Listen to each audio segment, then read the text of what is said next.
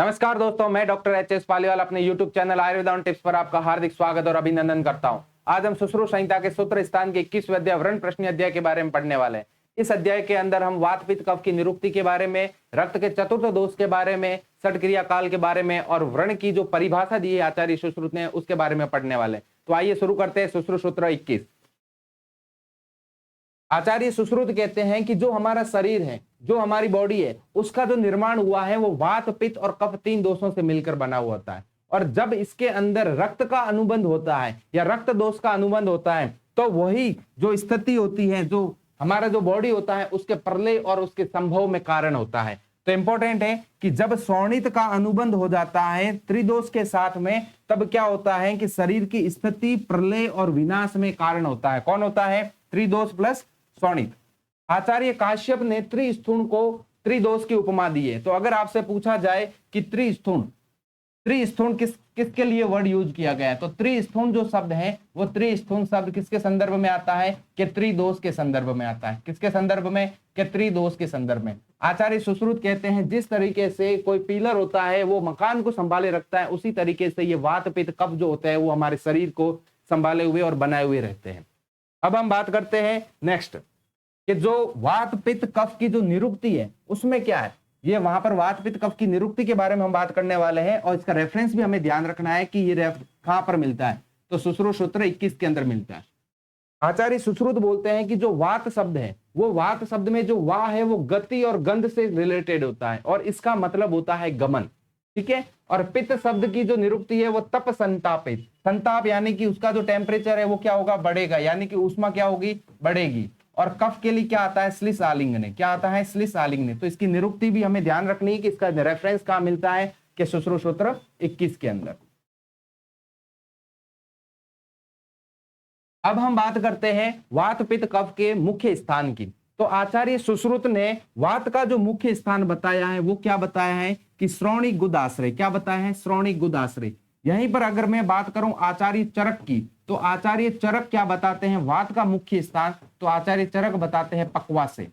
और अगर मैं यहीं पर बात करूं आचार्य वाग्भट की, तो आचार्य वाग्भट जो वात का मुख्य स्थान है वो क्या बताते हैं?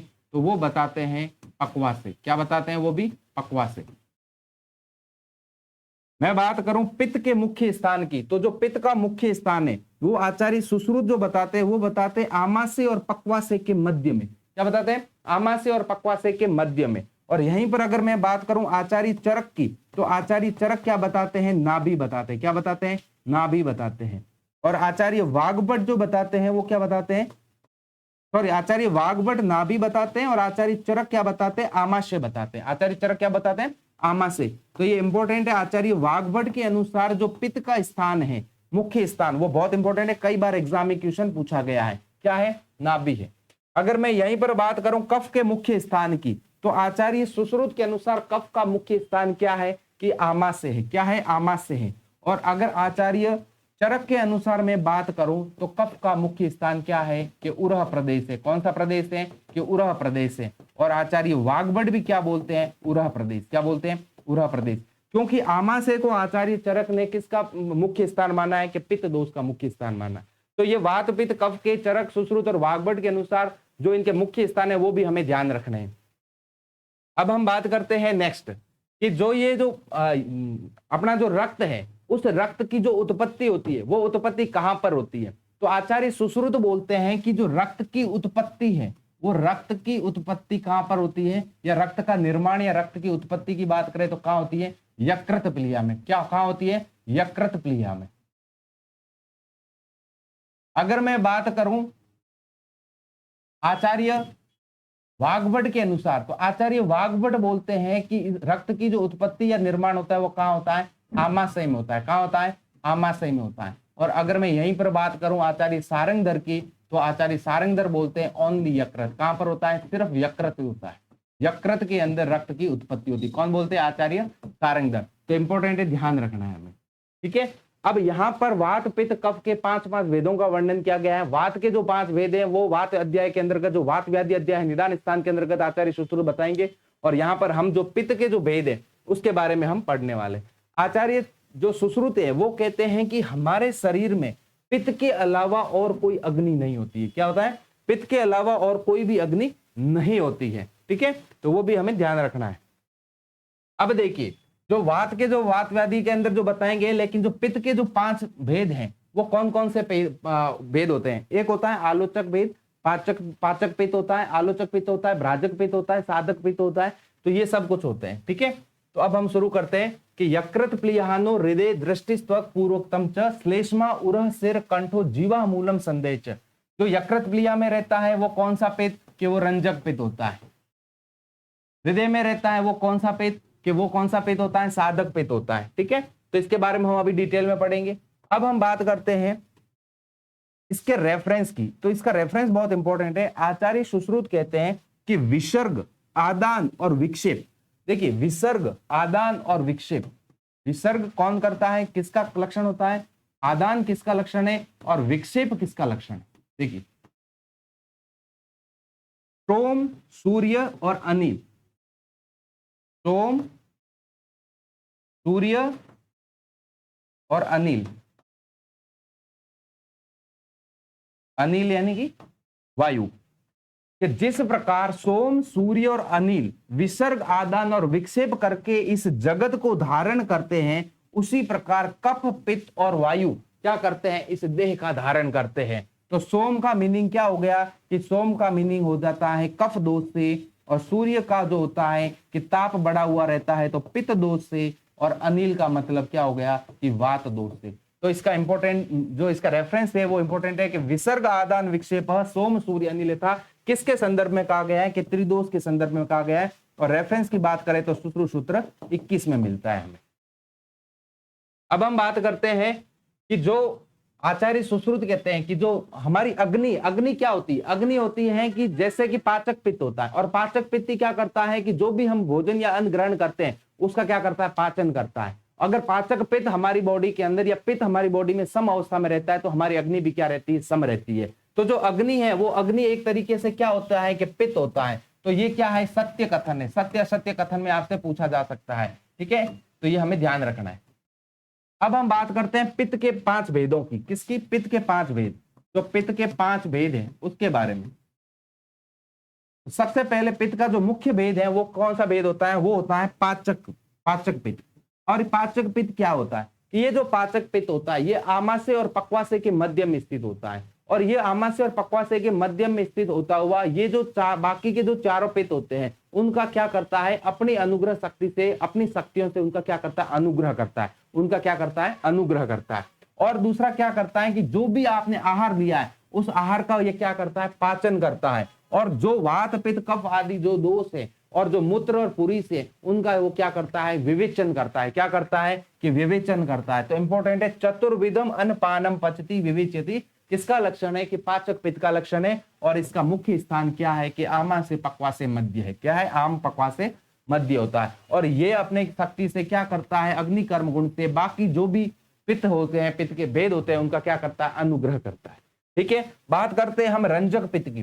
जो रंजक पित्त होता है वो रंजक पित्त का स्थान क्या है? कि यकृत प्लीहा। क्या है? यकृत प्लीहा। और हमने अभी बात की कि जो रंजक पित्त है, रंजक पित्त का आचार्य सारंगधर के अनुसार क्या स्थान है? कि ओनली यकृत है। क्या है? ओनली यकृत है। और अगर मैं बात करूं आचार्य वाग्भट के अनुसार तो क्या है? आमाशय। और हम जानते हैं कि इसी यकृत प्लीहा के अंदर रक्त का निर्माण होता है। क्या होता है? रक्त का निर्माण होता है।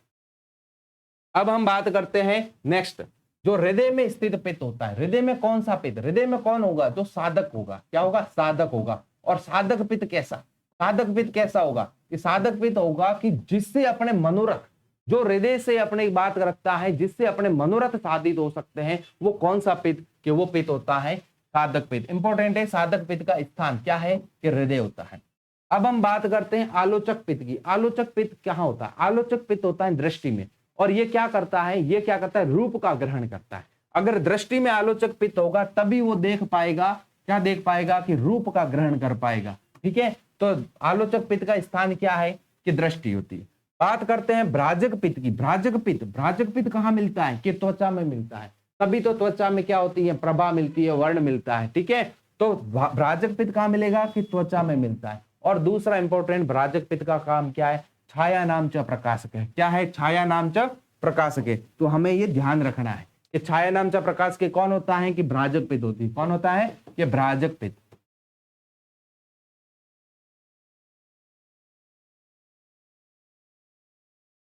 अब हम बात करते हैं पित्त के जो प्राकृत जो गुण होते हैं कि प्राकृत वो क्या मिलते हैं कि आचार्य सुश्रुत ने कहा है कि जो पित्त होता है वो पित्त का जो विदग्ध जो रस होता है वो विदग्ध रस क्या होता है कि अम्ल होता है। तो आप यहाँ लिख लीजिए कि पित्त का प्राकृत रस। प्राकृत रस क्या, तो हम बात करते हैं पित्त के प्राकृत रस की, तो प्राकृत रस हमें मिलेगा कटु। क्या मिलेगा? कटु। और अगर हम इसके पित्त के विदग्ध या विकृत रस की बात करें, पित्त का विदग्ध या विकृत रस, तो वो क्या है?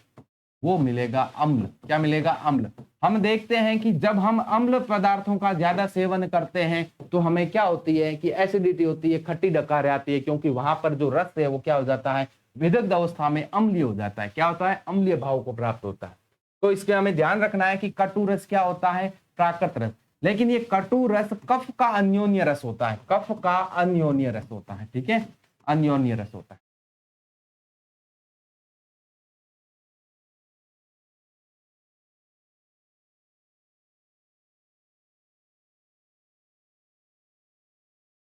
इसके अलावा पित्तम तीक्ष्णम द्रवम पूति, ये आप सब जानते हो, कोई ज्यादा बड़ी बात नहीं है। अब हम बात करते हैं कफ के स्थानों की कि कफ का स्थान का। हम देखते हैं कि जो आमाशय होता है वो पक्वाशय के ऊपर होता है। तो आमाशय पक्वाशय के ऊपर होता है। इसकी संज्ञा आचार्य ने इस प्रकार दी कि जैसे सूर्य जो होता है वो चंद्र के ऊपर होता है, वैसे ही आमाशय कफ के ऊपर होता है। और वो क्या करता है? उस आहार का क्या करता है? उस आहार का आधान करता है। उस आहार का क्या करता है? क्लेदन करता है। तो इंपॉर्टेंट है कि क्या है कि चतुर्विदेशी आहार से आदान। सबसे पहले जो आहार का जो आधार होता है, आहार कहाँ रुकता है? स्टोमक में रुकता है। कहाँ रुकता है? स्टोमक में रुकता है। यानी कि कहाँ रुकेगा? कि आमाशय में रुकेगा। तो ये लाइन किसके संदर्भ में? तो ये लाइन कफ के संदर्भ में। किसके संदर्भ में? कि कफ के संदर्भ में। इंपॉर्टेंट है, ध्यान रखना।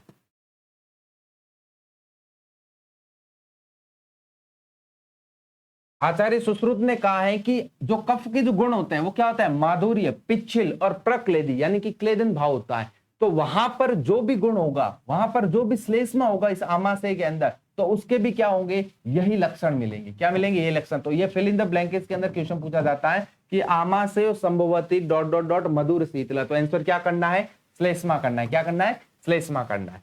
अब हम इसके जो कफ के जो भेद है उसके बारे में बात करते हैं। कफ के कितने भेद? कि कफ के 5 भेद। कितने भेद? 5 भेद। तो उसमें से सबसे पहला भेद कौन सा? कि श्लेष्मक कफ, सॉरी क्लेदक कफ। क्लेदक कफ क्या करता है कि वो क्या करेगा? श्लेष्म स्थानों में जाते हुए और वो क्या करेगा? बाकी सभी का अनुग्रह करता है। और बाकी सभी का अनुग्रह करते हुए उनको क्या प्रदान करता है? शक्ति प्रदान करता है। कौन सा कफ? की क्लेदक कफ। बात करते हैं हम, देखो, उदक कर्मणा अनुग्रहम करोति। ठीक है, कौन सा कफ? के क्लेदक कफ।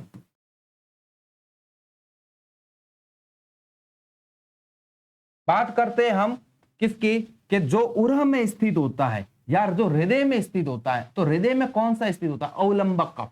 अवलंबक कफ का फर्स्ट, अगर प्रथम आपको आंसर करना पड़ता है अवलंबक कफ के स्थान में, तो अवलंबक कफ का जो प्रथम स्थान आपको करना है उसका फर्स्ट आंसर जाएगा हृदय। अगर हृदय आपको ऑप्शन में नहीं मिलता है तब आपको क्या करना है? उरह में। क्या करना है? उरह स्थित। ध्यान रखना है हमें। ठीक है, कि उरह और त्रिक का जो धारण करता है या हृदय का अवलंबन जो करता है वो कौन सा कफ होता है? कि वो अवलंबक कफ होता है। और पित्त में बात करें तो हृदय का स्थान कौन से पित्त में हो? किस पित्त का होता है? तो वो होता है साधक पित्त का।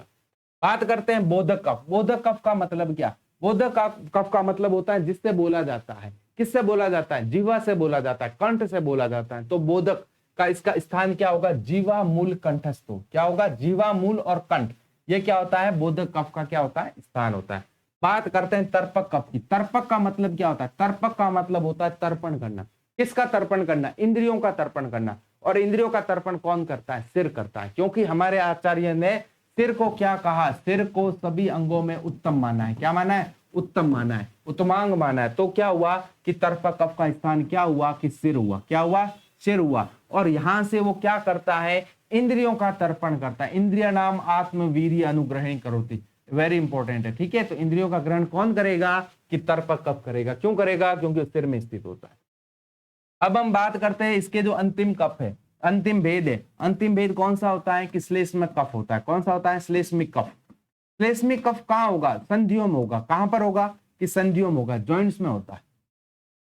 संधिस्थ श्लेष्मा, तो संधियों में जो कफ होता है वो कौन सा कफ होता है कि श्लेष्मिक कफ होता है। इंपॉर्टेंट है आपके तर्पक कफ और बोधक कफ। अब हम बात करते हैं कफ के मधुर, जो इसके जो प्राकृत जो गुण है उनकी बात करते हैं।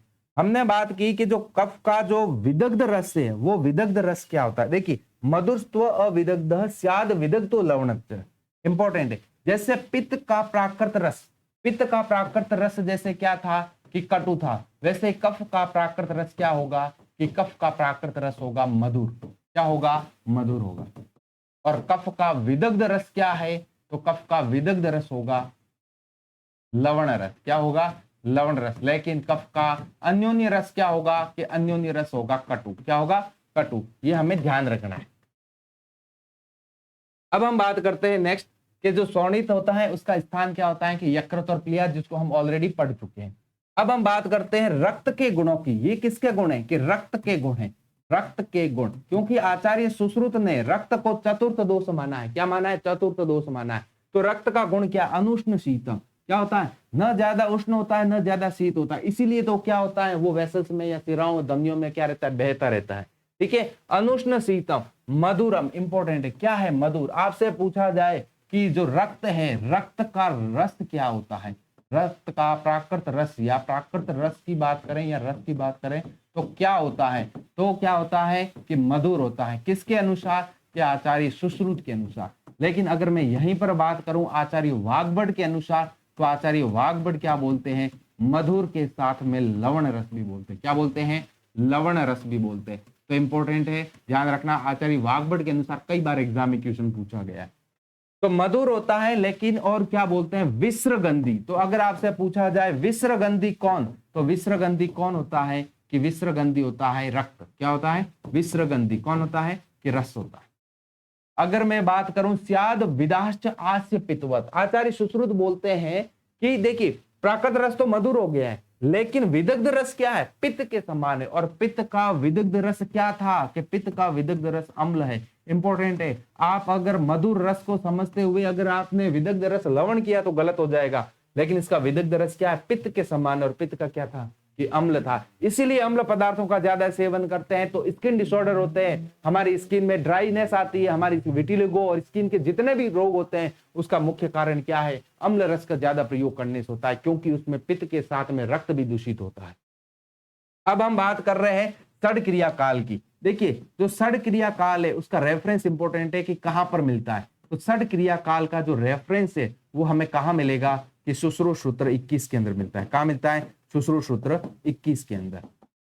और ये षड क्रिया काल है, ये षड क्रिया काल कहां क्यों बताई गई है? ये व्रण के संदर्भ में बताई है और ये एक तरीके से चिकित्सा के अवसर है। आचार्य सुश्रुत बोलते हैं कि अगर आपने प्रथम क्रिया काल, द्वितीय क्रिया काल या तृतीय क्रिया काल तक अगर आपने चिकित्सा की तो वो जो चिकित्सा होती है वो चिकित्सा क्या होती है? हेतुलिंग चिकित्सा कहलाती है। लेकिन प्रसर अवस्था के बाद में अगर आप कोई चिकित्सा करते हो तो उसको व्याधि प्रेतनिक चिकित्सा बोला जाता है, क्योंकि वहां पर व्याधि का प्रादुर्भाव हो चुका है। ठीक है, तो ये हमें ध्यान रखना है। और ये एक तरीके क्या होता है? चिकित्सा का अवसर होता है। और जो इन षड क्रिया कालों को जानता है वही क्या होता है कि वैद्य होता है। यही हमारे आचार्य सुश्रुत बोलते हैं। तो इसमें जो प्रथम क्रिया काल है वो प्रथम क्रिया काल क्या है कि संचय है। संचय का मतलब क्या होता है? इकट्ठा करना, एकत्रित करना। किसका एकत्रित? चाहे धन का संचय करो चाहे किसी का ही करो, लेकिन यह हम संचय किसका कर रहे हैं? दोष का कर रहे हैं। अगर आपने वात पित्त कफ जो दोष है उनका अगर आपने युक्ति युक्त प्रयोग नहीं किया और उनका ज्यादा प्रयोग किया तो वो क्या होगा? संचय होगा। और संचय होगा तो क्या होगा कि रोगों की उत्पत्ति में कारण बनेंगे। तो आइए देखते हैं कि आचार्य सुश्रुत बोलते हैं कि अगर आपने वात के दोषों का या वात वर्धक आहार विहार का ज्यादा प्रयोग किया तो आपको क्या लक्षण मिलेंगे? तो मिलेंगे स्तब्ध पूर्ण कोष्ठता। क्या मिलेगा? स्तब्ध पूर्ण कोष्ठता। ये वात का लक्षण है। स्तब्ध पूर्ण कोष्ठता का मतलब जो कोष्ठ होगा वो भरा भरा हुआ सा रहेगा और उसमें क्या रहेगा? भारीपन रहेगा। पित्त के लक्षणों में क्या मिलेगा? पीता व बासता मंद उष्मता। पीता व बासता मंद उष्मता यानी कि क्या होगा कि जो भी हमारे इंद्रिय है, हाथ पांव नाक, जो भी अंगुलियां है या नाखून है, उसमें क्या आएगा कि येलोइश डिस्कलरेशन देखने को मिलेगा। और क्या मिलेगा? क्योंकि क्या हुआ? बिलिरुबिन बढ़ रहा है, बॉडी में क्या हो रहा है? बिलिरुबिन का संचय हो रहा है, पित्त बढ़ रहा है, बाइल बढ़ रहा है, तो क्या मिलेगा? पीता व भासता मिलेगा। और क्या होगा? मंद उष्मता। अग्नि क्या होगी? मंद होने लग जाएगी, तो उष्मा क्या होगी? मंद उष्मता मिलेगी। ठीक है, क्योंकि आचार्य सुश्रुत कहते हैं कि पित्त के अलावा और हमारे शरीर में कोई अग्नि नहीं होती है। बात करते हैं कफ के संचय के लक्षणों की, तो कफ के संचय का लक्षण क्या मिलता है कि अंगानाम गौरवम आलस्य, अंगों के अंदर क्या होगा, गौरवता आएगी और क्या आएगा, आलस्य आएगा। जैसे ही खाना खाते हैं क्या आता है, आलस्य आता है। क्यों होता है, क्योंकि कफ के दोष का क्या हो रहा है, कफ संचय हो रहा है। तो ये हमें ध्यान रखना है कि कफ का संचय कब होता है और उसमें क्या लक्षण देखने को मिलते हैं। आरपीएससी 2021 के अंदर एक क्वेश्चन पूछा गया था शल्य लेक्चरर के अंदर कि दोषों का अपहरण किस अवस्था में किया जाता है। दोषों का अपहरण, दोषों का अपहरण कण क्रिया काल की किस अवस्था में किया जाता है। तो दोषों का अपहरण संचय अवस्था में किया जाता है। किस अवस्था में, संचय अवस्था में। क्योंकि अगर यहां पर आपने अपहरण कर दिया तो आपको रोग जो होता है वो प्रवृद्ध अवस्था में नहीं जाता है। तो किस अवस्था में करते हैं, संचय अवस्था में करते हैं। इंपॉर्टेंट है, ध्यान रखना, आरपीसी 2021 के अंदर क्वेश्चन पूछा गया है।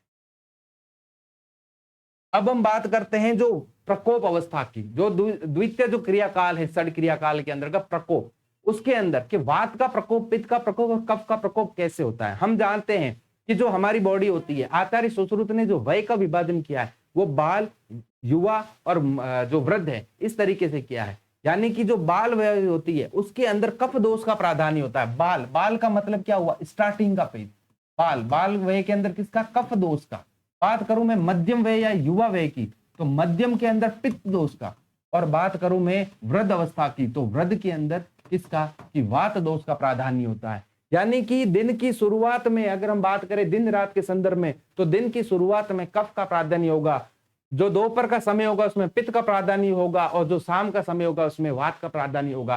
रात्रि के संदर्भ में बात करें तो जो रात्रि का जो प्रथम पहर होगा उसमें कफ का सामंजस्य होगा, उसमें होगा। और अगर मैं बात करूं अर्धरात्रि की तो उसमें पित्त का प्राधान्य होगा। और अगर मैं बात करूं तो रात्रि के अंतिम प्रहर की तो उसमें किसका प्राधान्य होगा, तो उसमें वात का प्राधान्य होगा। भोजन के संदर्भ में बात करें तो भोजन करते ही जो जिस दोष का प्रादुर्भाव होता है वो कौन सा दोष होता है, कि कफ दोष होता है। इसलिए भोजन करते क्या आता है, आलस्य आता है, नींद आती है, तंद्रा आती है। भोजन के जीर्ण होने के बीच में जो उसके बीच में जो आता है वो क्या होता है, पित्त का प्राधान्य होता है। और भोजन जीर्ण होने के कुछ समय बाद में अगर किसी दोष का प्राधान्य होता है तो कौन सा होता है, कि वात दोष का प्राधान्य होता है। देखिए शीत के अंदर होता है, क्योंकि शीत जो होता है, शीत गुण क्या करता है, शीत गुण से वात बढ़ता है। इसीलिए ठंडी ऋतु के अंदर जब भी किसी का कोई एक्सीडेंट होता है, मान लीजिए कि ऑर्थोपेडिक कोई सर्जरी हुई है, किसी को फ्रैक्चर हो रखा है, और फ्रैक्चर होने के बाद में अगर कोई सर्जरी करवा रखी है, तो जब भी शीतल ऋतु होती है या फिर जब भी बादल गरजते हैं, वर्षा ऋतु होती है, उस समय उसका पेन बहुत ज्यादा होता है। क्यों होता है, क्योंकि एक तो वात कुपित हुआ है और दूसरा जो अस्थि होती है वो वात का आश्रय होती है। और वर्षा ऋतु में क्या होता है, वात का प्रकोप होता है, इसलिए पेशेंट को क्या होता है, पेन ज्यादा होता है। ठीक है, तो शीत ऋतु के अंदर। और घर्मांते, घर्मांते का मतलब क्या, घर्म का मतलब क्या होता है, घर्म का मतलब होता है गर्मी। और गर्मी के बाद में कौन सी ऋतु आती है, कि वर्षा ऋतु आती है। कौन सी ऋतु आती है, कि वर्षा ऋतु आती है। और वर्षा ऋतु में क्या होता है, स्वाभाविक रूप से वात का प्रकोप होता है। बात करूं मैं प्रत्यूष की, प्रत्यूष का मतलब क्या होता है, रात्रि का अंतिम प्रहर। क्या हो गया, रात्रि का अंतिम प्रहर। अपराह्न का क्या होता है, अपराह्न का मतलब शाम का टाइम, यानी कि दिन का अंतिम प्रहर। बात करूं जीर्ण अन्य, भोजन के जीर्ण होने के बाद में, यानी कि अंतिम, तो क्या हो गया, वात का प्रकोप हुआ। बात करूं मैं पित्त के प्रकोप की बात करें तो पित्त का प्रकोप कब होगा, उष्ण काल के अंदर होगा, उष्ण काल के अंदर होगा। घनांते, घनांते, घन, घन का मतलब क्या, घन का मतलब होते हैं बादल। और बादल के अंत में, यानी कि बादल कब बरसते हैं, बारिश में, वर्षा ऋतु में। तो वर्षा के बाद की ऋतु कौन सी, तो हम बात करेंगे शरद ऋतु की। कौन सी ऋतु आती है, शरद ऋतु। और शरद ऋतु में स्वाभाविक रूप से क्या होता है, पित्त का प्रकोप होता है। अब देखिए मध्याह्न, हमने बात की थी कि मध्याह्न अवस्था के अंदर, मध्यम के अंदर, दोपहर के अंदर किसका प्रकोप होता है, कि पित्त का प्रकोप होता है। अर्धरात्रि, अर्धरात्रि में किसका प्रकोप, के पित्त का प्रकोप। और जीर्यति अन्य किसका प्रकोप, के पित्त का प्रकोप होता है। बात करते हैं हम कफ की, तो देखिए कफ में भी क्या होता है, शीत गुण। शीत गुण वात और कफ में कॉमन होता है। शीत गुण से कफ भी बढ़ता है और पित्त वात भी बढ़ता है। इसके अलावा बसंत ऋतु में, बसंत ऋतु में स्वाभाविक रूप से कफ का प्रकोप होता है। इसके अलावा प्रारंभिक अवस्था, पूर्वाह्न, पूर्वाह्न का मतलब क्या हो गया, सुबह का प्रथम पहर, या अपन जो सुबह स्टार्टिंग होती है जल्दी, अर्ली मॉर्निंग का टाइम। प्रदोषे, रात्रि का प्रथम पहर, भुक्त मात्रे, खाना खाते ही क्या होता है, कफ का प्रकोप होता है। ठीक है, अब हम बात कर रहे हैं कि आचार्य सुश्रुत बोलते हैं कि जो ये रक्त है ये दोषों के बिना कभी भी कुपित नहीं हो सकता। चाहे कुछ भी हो, अगर रक्त कुपित है तो इसका मतलब उसमें वात पित्त कफ का इन्वॉल्वमेंट होगा ही होगा। तो इसका रेफरेंस पूछा जाता है कि आचार्य सुश्रुत ने रक्त को चतुर्थ दोष इसी अध्याय में माना और रक्त के चतुर्थ दोष का खंडन भी इसी अध्याय में किया। तो यस्माद रक्तम विनार दोषेर न कदाचित प्रकोपयति, किसके संदर्भ में, और इसका रेफरेंस क्या है कि रेफरेंस है सुश्रुत सूत्र 21। वेरी इंपॉर्टेंट है, कई बार एग्जामिनेशन पूछा गया है। अब हम बात करते हैं जो द्वितीय अवस्था, जो हमारे प्रकोप अवस्था है, जो वात पित्त कफ का जो प्रकोप हुआ है, जो आपने मिथ्या आहार विहार का प्रयोग किया है, तो उसमें क्या लक्षण देखने को मिलते हैं। देखिए हमने संचय में क्या पढ़ा था, वात का स्तब्ध पूर्ण कोष्ठ था, यानी कि कोष्ठ भरा हुआ है। तो प्रकोप में क्या होगा, देखिए प्रकोप में क्या हो रहा है, कोष्ठ तोद संचरणम, क्या आ रहा है, कोष्ठ तोद संचरणम। ये किसका लक्षण है कि वात का, यानी कि अगर पेट भरा हुआ है, कोष्ठ भरा हुआ है, तब उसमें क्या होगी, सुई चुभने के समान क्या होती है, पीड़ा उत्पन्न होती है। क्योंकि प्रकोप का मतलब क्या हुआ, संचय का मतलब दोष एक जगह इकट्ठे हुए, और प्रकोप का मतलब क्या हुआ, कोपस्तु उन्मार्गगामिता, कोपस्तु उन्मार्गगामिता। उन्मार्गगामिता का मतलब क्या हुआ कि दोष क्या हो रहे हैं, उत्क्लेशित हो रहे हैं। उत्क्लेशित हो रहे हैं तो क्या हो रहे हैं कि वो अपने जगह से बाहर निकलने के लिए परेशान हो रहे हैं। जैसे दूध को हम गर्म करते हैं और दूध गर्म करते समय अगर वो पतीली से बाहर नहीं आ रहा है लेकिन उसकी मार्जिन तक रह रहा है, तो वो कौन सी अवस्था है कि प्रकोप अवस्था है। प्रसर कब होगा, जब दूध पतीली से बाहर आ जाएगा, तब उसको कौन सी अवस्था बोला जाता है, प्रसर अवस्था बोला जाता है। तो यहाँ पर क्या हो रहा है, दोष उन्मार्गगामी हो रहे हैं। क्या हो रहा है, उन्मार्गगामी हो रहे हैं। तो यहाँ पर क्या हो रही है, पीड़ा उत्पन्न हो रही है। पित्त के अंदर बात करें तो पित्त में क्या होगा, अम्ली का पिपासा परिदाह, क्या हो रही है, एसिडिटी हो रही है। क्या हो रही है, एसिडिटी हो रही है एक तरीके से, क्योंकि क्या हो गया कि खट्टी डकारें आ रही है और क्या हो रही है, जलन हो रही है। क्यों हो रही है, क्योंकि पित्त के आहार का आपने क्या किया, दुष्प्रयोग किया, ज्यादा यूज किया, तो प्रकोप हो गया। अब बात करते हैं कफ की, तो कफ में क्या मिलता है, अन्न द्वेष हृदय उत्क्लेश। क्या मिलेगा, अन्न द्वेष हृदय उत्क्लेश। क्यों मिलेगा, क्योंकि कफ का संचय था तो क्या था, च अंगानाम गौरव आलस्य, आलस्य था, गुरुता थी, खाना पचा नहीं, फिर भी आपने खाया, तो क्या हो गया, हृदय उत्क्लेश हो गया। अब खाने की इच्छा नहीं हो रही, क्या हो रहा है, हृदय उत्क्लेश हो रहा है, क्योंकि दोष क्या हो रहे हैं, उत्क्लेशित हो रहे हैं। ये किसका लक्षण है, ये कफ के प्रकोप का लक्षण है और ये पित्त के प्रकोप का लक्षण। ठीक है, तो ये हमारा कौन सा क्रियाकाल है, तो ये हमारा द्वितीय क्रियाकाल है, इंपॉर्टेंट है, ध्यान रखना। अब हम बात करते हैं अपने जो तीसरा जो क्रियाकाल है वो है प्रसर।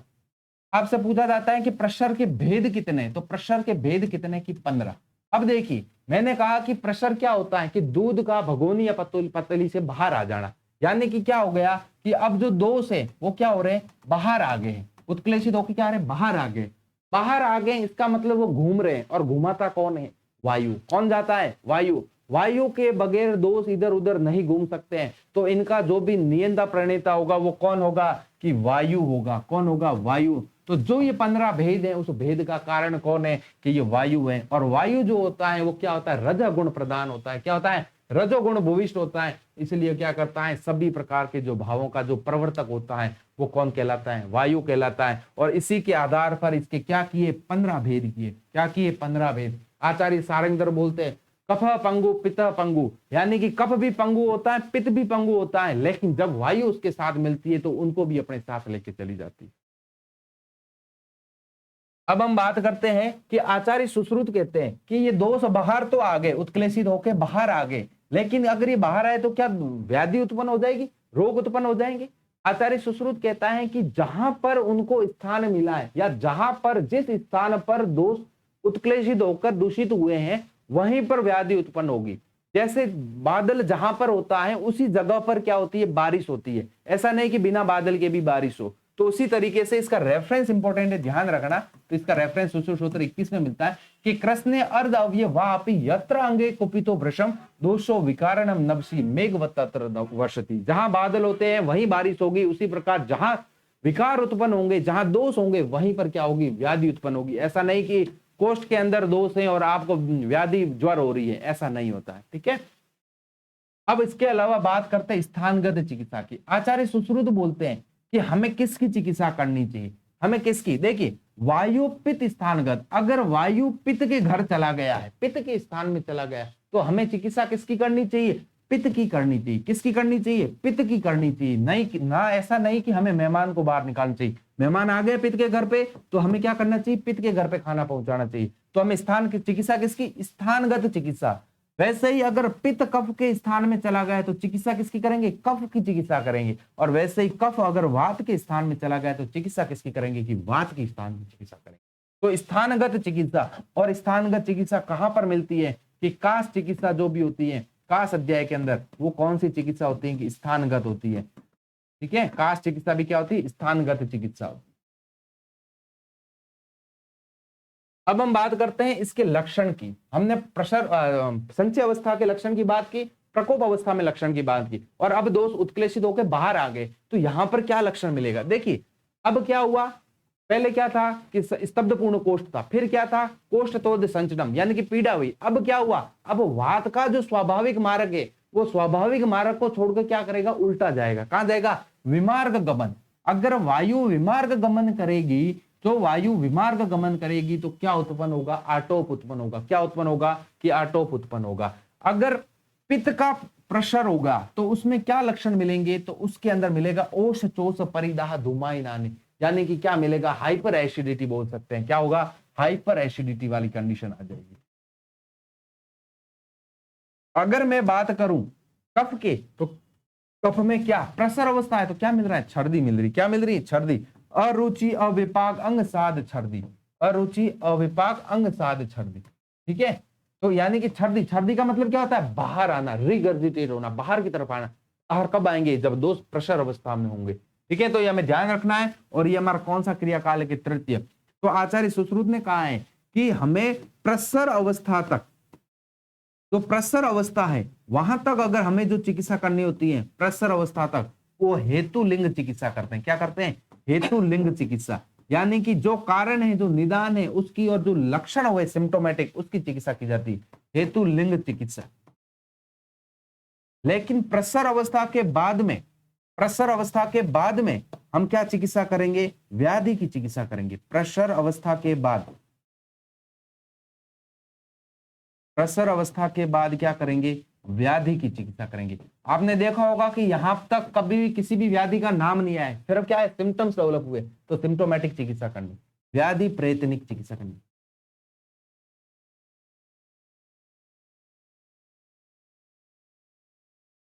अब हम बात करते हैं चौथे क्रियाकाल की, जिसको क्या बोला जाता है? स्थान संश्रय। इस अवस्था की क्या महत्वपूर्ण खासियत है? इसके अंदर पूर्व रूप की उत्पत्ति होती है। जो रोग आएगा उसके सबसे पहले क्या डेवलप होते हैं? पूर्व रूप होते हैं। तो पूर्व रूप की उत्पत्ति किस अवस्था में होती है? कि स्थान संश्रय में देखने को मिलती है। इसके अलावा दोष दूष्य सम्मूर्छना इस अवस्था में होती है। क्या होती है? दोष दूष्य सम्मूर्छना।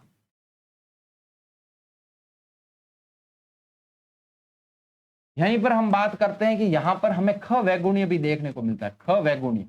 ठीक है, अगर आपसे पूछा जाए कि दोष दूष्य जो समूर्छना है वो दोषों का कैसा कारण है? कि ये दोषों का असमवायी कारण है। क्या है? कि क्या है? असमवायी कारण, दोषों का असमवायी कारण है। इंपॉर्टेंट है, ध्यान रखना।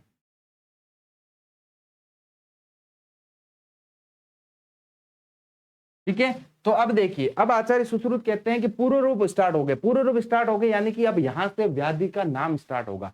आचार्य कहते हैं कि अब क्या करेंगे? अब ये दोस्त जहां जहां घूमेंगे, इनको जहां अपने लिए फेवरेबल कंडीशन स्थिति मिलेगी उस स्थान पर जाकर क्या करेंगे? व्याधि उत्पन्न करेंगे। अगर ये उदर में स्थित हो गए तो क्या लक्षण उत्पन्न करेंगे? कि अगर ये उदर में उत्पन्न हो गए तो ये क्या क्या करेंगे? गुल्म को उत्पन्न करेंगे, विदृधि, उदर, अग्निशंग, आना, विसूचिका, अतिसार आदि रोगों को उत्पन्न करेंगे। अगर ये बस्तीगत में उत्पन्न हो गई, यूरिनरी ट्रैक के अंदर, तो क्या होगा? प्रमेह, अस्मरी, मूत्राघात, मूत्रदोष इनको उत्पन्न करेंगे। और मेड्रगत में हो गए तो निरुत, प्रकस आदि। तो आचार्य सुश्रुत कहते हैं कि जहां पर ये जाएंगे, जिस जगह पे ये जाएंगे, जहां पर इनको अपना स्थान मिलेगा, वहां के रोगों को क्या करेंगे? ये उत्पन्न करेंगे। और उत्पन्न करने से पहले क्या करेंगे? कि वहां पर पूर्व रूप की उत्पत्ति करेंगे। क्या करेंगे? पूर्व रूप की उत्पत्ति। और यहां पर भी अगर आपको पूर्व रूप दिखते हैं तो आप उसकी चिकित्सा कर सकते हैं। ये गुदागत और ये त्वंगमार्गत, जहां पर भी इसको जगह मिलती है वहां पर जाकर क्या करते हैं? रोगों की उत्पत्ति करते हैं। इंपॉर्टेंट है सर्वांगगता ज्वर, कि ज्वर की उत्पत्ति कहां होगी? जब दोष सर्वांगगत हो। और इसीलिए बॉडी में पेन होता है। जब फीवर आता है तो क्या होता है? अंग साध होता है, पूरी बॉडी पेन करती है। ठीक है, और अग्नि मंद होती है। क्यों होती है? क्योंकि जो दोष होते हैं वो क्या होते हैं? सर्वांगत। और इसकी सबसे बड़ी खासियत क्या है? कि यहाँ पर इस अवस्था में पूर्ण रूप की उत्पत्ति होती है। वेरी वेरी इंपॉर्टेंट, कई बार एग्जाम में क्वेश्चन आता है पूर्व रूप की उत्पत्ति षट क्रियाकाल के किस अवस्था में देखने को मिलती है? तो स्थान संश्रय अवस्था या फिर चौथा जो क्रियाकाल होता है उसके अंदर। अब हम बात करते हैं पांचवें क्रियाकाल की, व्यक्त अवस्था। व्यक्त का मतलब क्या कि अगर आपने पूर्व रूप अवस्था के अंदर चिकित्सा नहीं की तो वो रोग जो होगा वो अपने पूर्ण रूप से व्यक्त अवस्था में आ जाएगा। अब उसका पर्टिकुलर नाम हो जाएगा कि अगर उसको ज्वर हुआ है तो ज्वर कौन सा हुआ, कि वातिक हुआ कि पैथिक हुआ कि कैसा हुआ, ठीक है, यानी कि फीवर हुआ तो कौन सा हुआ, मलेरिया हुआ कि टाइफाइड हुआ। तो अब आप नाम दे दोगे कि इसको टाइफाइड फीवर हुआ, किस अवस्था में? व्यक्त अवस्था के अंदर, क्योंकि अब उसको प्रॉपर सिम्टम मिल गए। तो इस अवस्था को क्या बोला जाता है? कि व्यक्त अवस्था बोला जाता है। व्याधेर दर्शनम, क्या हुआ? व्याधि का दर्शन हो गया। जैसे शोफ, अर्बुद, ग्रंथि, विदृधि, विसर्ग, ये सब क्या होते हैं? अपने प्रव्यक्त लक्षणों के साथ में उत्पन्न होते हैं। प्रव्यक्त लक्षणों के बाद साथ में मतलब जो उसके कार्डिनल साइन ऑफ सिम्टम होते हैं उसके साथ में जो डेवलप होता है वो अवस्था कौन सी होती है? कि वो अवस्था होती है व्यक्त अवस्था होती है। और ये हमारा कौन सा क्रियाकाल? कि ये हमारा पंचम क्रियाकाल। अब हम बात करते हैं अंतिम क्रियाकाल, भेदावस्था की। भेदावस्था में क्या? देखिए, तेसाम अवदीर्यमान व्रणाभाव। आचार्य सुश्रुत कहते हैं कि आपने इस अवस्था के अंदर भी अगर चिकित्सा नहीं की तो रोग असाध्य हो जाएगा।